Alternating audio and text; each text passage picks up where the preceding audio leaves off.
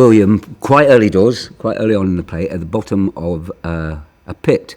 So he's a miner, and he's been down the pit for a number of years, and KELI drops in on him unexpectedly, and that's when we first come across this gentleman known as Willie Knox.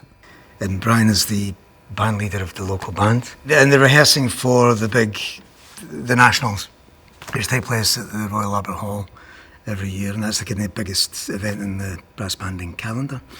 So that's where you find him at the beginning, sort of rehearsing for that, and his stakes are pretty high because he's trying to get them in good enough shape to take to the Nationals and hopefully win the contest. And that's where KELI's in that band. So, and that's the first moment in the play that you'll see him realise that he knows that she's a virtuoso sort of tenor horn player anyway, but it's the first time he notices something else for that moment. So he moves her up to become the soloist and the tenor horn player. So that whole scene is about him trying to convince her because she doesn't want to because of the pressure of that. And so the stakes get higher and higher and higher for both of them in that scene.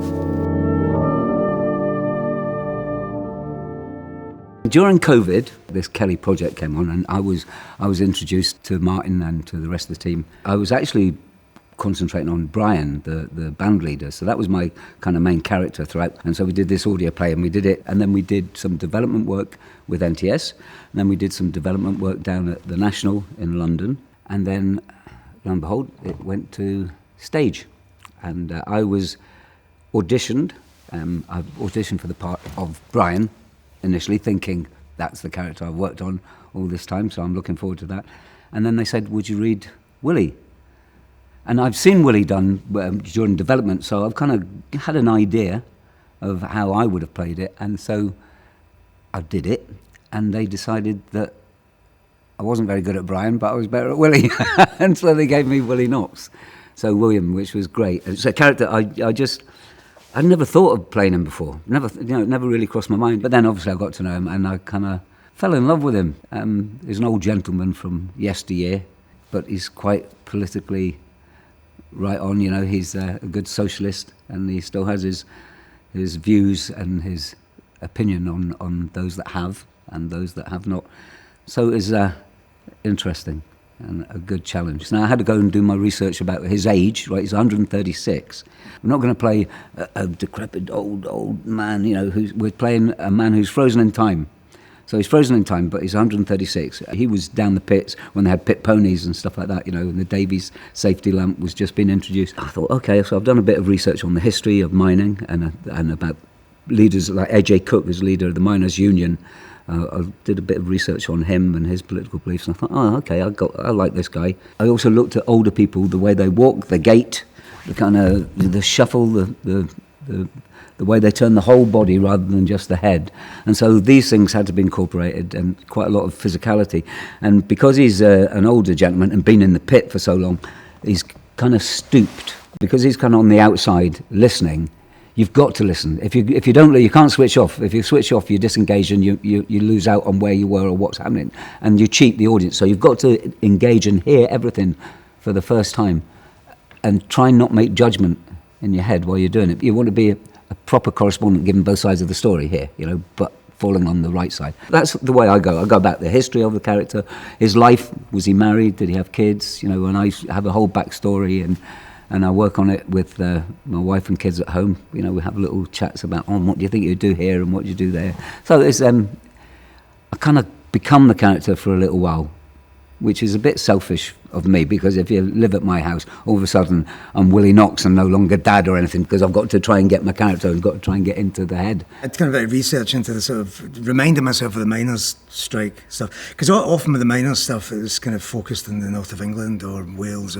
That was the news footage was mostly from that period. You didn't sort of get so much of the sort of the Scottish angle in that, and there's many closed mines as well. A lot of these communities were devastated in Scotland as well. Yeah, so I did a bit of research on that brass banding world, which I didn't really know much about. Again, the association with that is Yorkshire. Scotland didn't make that automatic connection, but there's loads of brass banding. It's a big thing in Scotland as well. We visited Whitburn, we were one of the bands that play, and just having that, being in that room with those guys, and I don't know what their jobs are. They come from all over the place, but they're just absolutely committed to this brass band and to their instrument, and they're obsessive and passionate about it. So that was great. And being in that room, that gave me lots of insights. Actually, when I got the job, we went along to Whitburn to meet the conductor and the guys. That was a really interesting sort of couple of hours for me, because I'm playing the band leader, I'm having to learn to conduct and all of that. So to watch them, and watch him particularly, Chris, I just kind of watched them intently, used to see how, because at that point I didn't have a clue, how to do that. I was making up my own actor version of conducting, I've been interested to hear that band when I was conducting at the very beginning. But Chris, just watching him, he was amazing. He's very sharp, very knows his stuff. Every beat, every something. He would say some comment. Just the banter between them is brilliant. And then as soon as it kicked in, he just kicked into the zone. I was watching an actor, I suppose. He was just into the zone and just, every little thing. And they were just watching him with this, his every move. So I thought, yeah, that's the guy. I'm going to take a lot from that, from him, Andrew is a fantastic sort of tenor horn player who plays in the play. He's amazing, sort of virtuoso tenor horn player.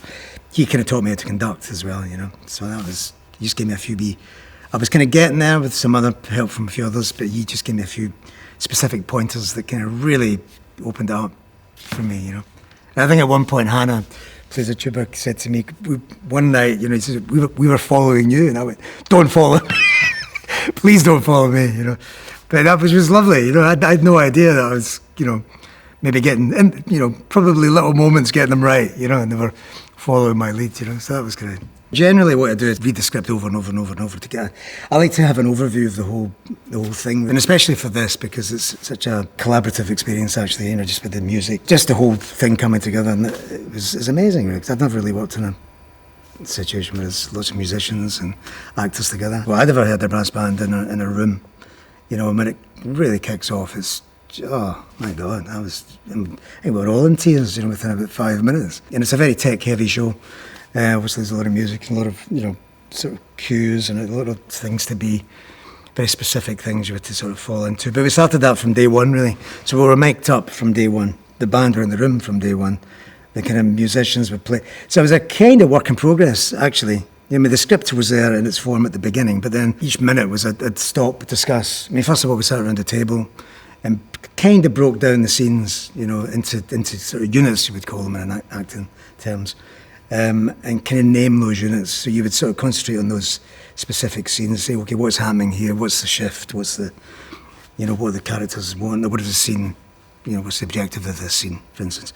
And then, of course, individually go away and do your own specifics within that scene and break it down even sort of to more sort of minutiae of the character. Yeah, so every day, every minute was a stopping and starting. Does this line work? Does this idea work? Can we try it this way?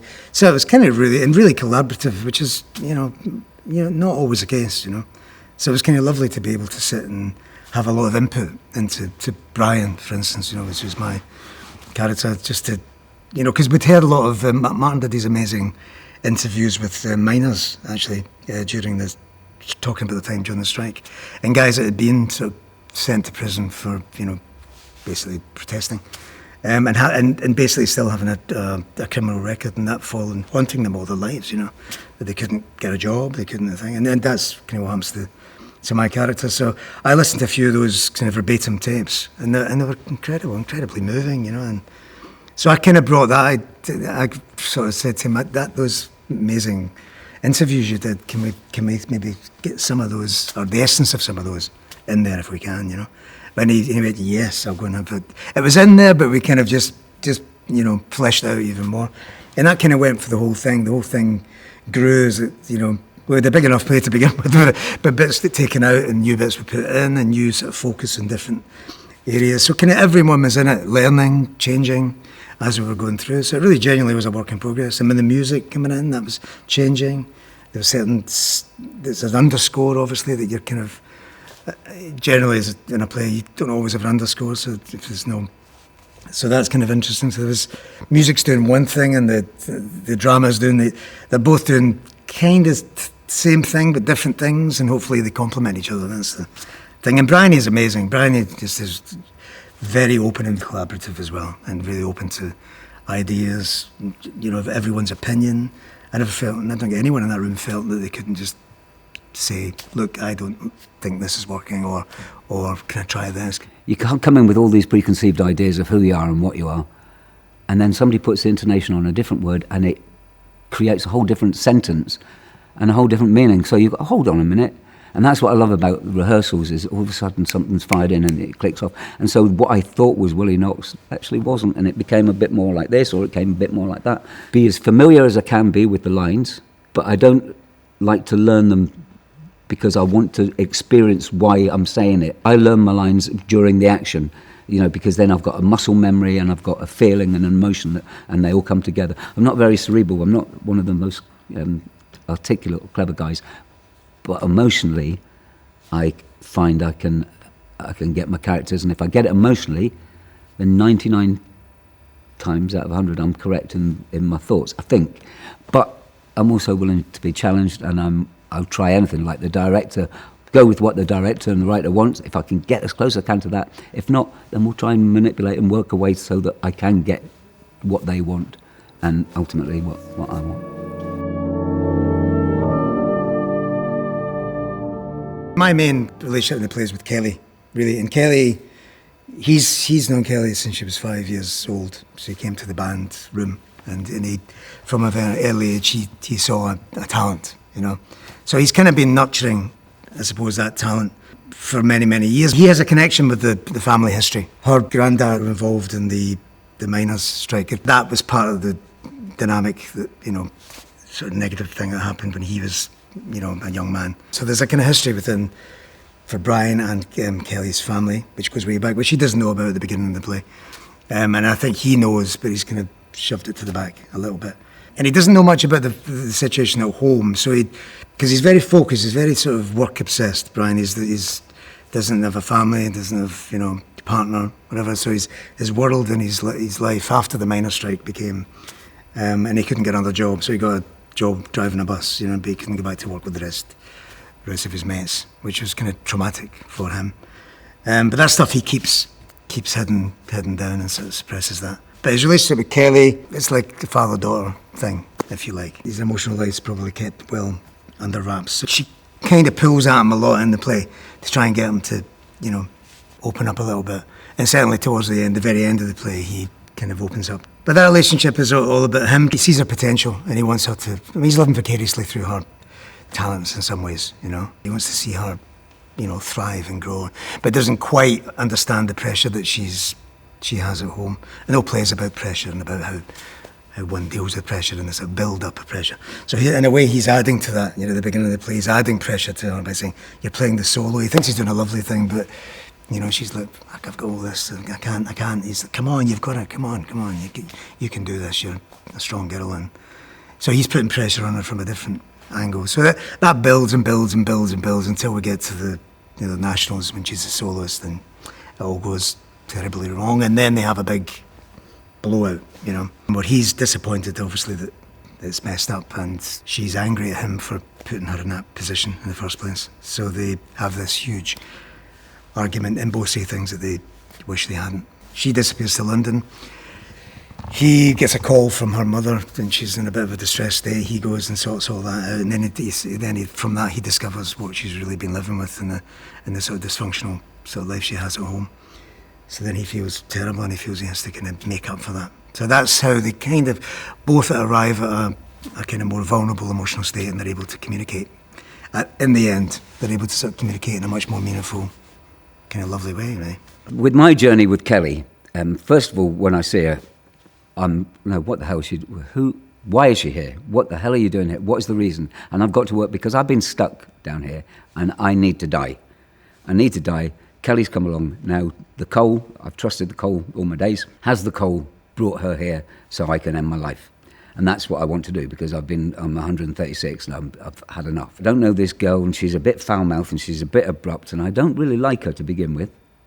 But then I hear a story. She doesn't receive stolen goods, like the shop assistant crushes tins of alcohol and to share, and to drink because they were damaged in transit or whatever. So she refuses to. She's never stolen anything. She's honest. She's conscientious. She works hard. she's got so many issues at home. Now, slowly but surely, I'm getting shown this and told, and anybody, I can't keep a hard heart to that. When you see it, you've got to soften. You've got to soften. And then when I hear the way she plays, it all makes perfect sense. And then all of a sudden, from somebody who's, listen, I'm on Brian's side, the bandmaster side, you should be rehearsed and work. You should be working to earn a living. You should turn up on time. You should do. Also, I'm Brian's and I'm authoritarian. That when I see a story, I soften and then I start to become her champion. So when it comes to the Albert Hall, I reveal who I am because I want to encourage her, because I want her to do the best. And of course, when it fails, I'm just as devastated as she is. But I realise, being a bit older, that success isn't measured in trophies. So we've got to move on. I then see a side of her when I see her performance side, when she's in the club and she plays, and I think, yeah, I know that. I know that feeling. And I know it in real life, what it's like to perform and have that kind of audience and just electric. And so I know what she feels there and that buzz that she's got out of it. And so now I'm not only a champion, I want her to go further. And I know by hearing her that she's more talented than I. And so the only form of escape is to get that mind to collapse some more, to hopefully get some daylight out there. And the only way we can do that is by KELI playing that horn.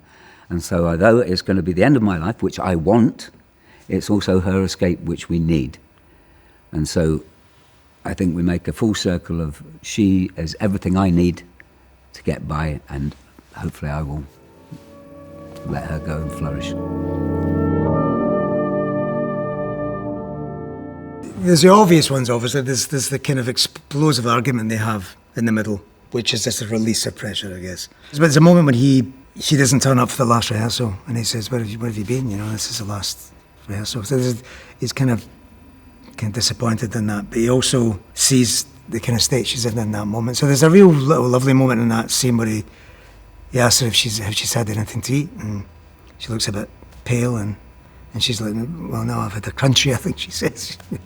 And he gives her money to get something, and she said, oh, my mum would have cooked. And it's not necessarily in the script. There's a wee moment, just that realisation, does Brian know that, mum doesn't cook anything for her, she doesn't eat properly, or is he just giving her money to get some chip? It's a bit. The way I play it is that he kind of, there's a little moment where I look at him and think, I kind of know what's happening at home. But go and get yourself some chips and practice that thing, So he's kind of saying it, but not saying it, to each other. They don't have the language at that point to be open. Fulfilling potential of being able to unlock some creative life that they maybe haven't as yet, and that could be in any form. Yeah, communication, talk to each other, When you put plays on like this about community, about struggle, and about how we can come together and overcome the odds, then that's a message, I think, and that's the reason why it should be seen and why people should come and escape for a couple. It's quite a fast show. You can escape for a couple of hours, and it will pull your heartstrings, but it also give you a bit of joy.